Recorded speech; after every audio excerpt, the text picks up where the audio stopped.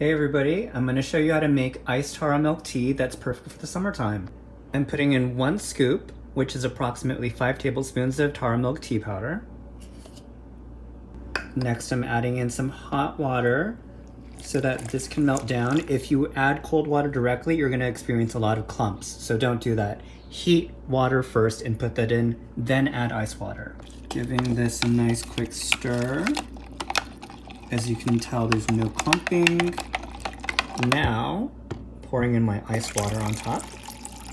So it's gonna dilute this mixture. Before that was very thick and syrupy. As you can see, it's already frothy. You can just give it a quick stir and it's ready to drink. Or if you want, if you have a lid, you can give it a nice shake. There you go. Iced taro milk tea. So this is just a quick note that you don't have to use tea if you don't want to. It's perfectly good to have just with water. But play around and have fun with it. It's delicious.